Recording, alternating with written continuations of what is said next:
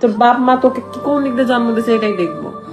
তোর বাপ মা জানে যে তুই এগুলা করিস, বাইরে ফকিন্নির মতো ভিক্ষা করে বেড়াস। আমি কখনোই কোনো ঝামেলা নিয়ে কথা বলতে চাই না, কারণ গায়ের রঙের মতো মানুষের মনও যে কালো হয় তা জীবনে প্রথম দেখলাম। হ্যাঁ ভিউয়ার্স, অবশেষে জনপ্রিয় কন্টেন্ট ক্রিয়েটর ফারহানা বিথি তিশাকে নিয়ে কথা বললেন ফেসবুক স্ট্যাটাসে।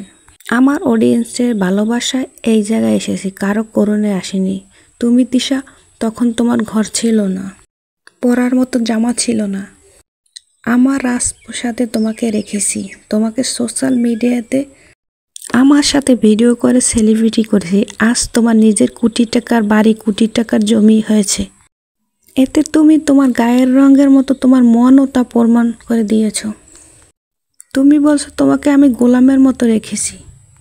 তাই যদি হতো তাহলে তোমাকে আমি কেন সোশ্যাল মিডিয়াতে সবার কাছে পরিচয় করিয়ে দিয়েছিলাম? কেন তোমাকে সেলিব্রিটি করছি? কেন বন্ধু বলে সারা দুনিয়ার কাছে পরিচয় করিয়েছি?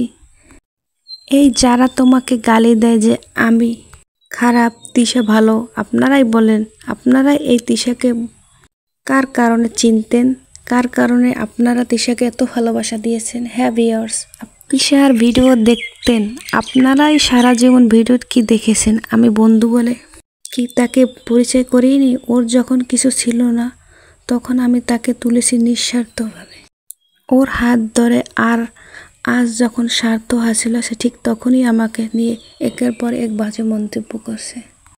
মানুষের গায়ের রঙের মতনই তার যে মন হয় তা জীবনে প্রথম দেখলাম। হ্যাঁ ভিউয়ার্স, এমনই একটি পোস্ট দেওয়া হয়েছে জনপ্রিয় কন্টেন্ট ক্রিয়েটর ফারহানা বিথির অফিসিয়াল একটি পেজ থেকে। যদি এটা ফারহানা বিথি নিজে পোস্ট করছেন কিনা তা নিয়ে সংশয় হয়েছে। হ্যাঁ ভিউয়ার্স, কে এই কাজ করছে জানাতে আপনার মতামত ভুলবেন না।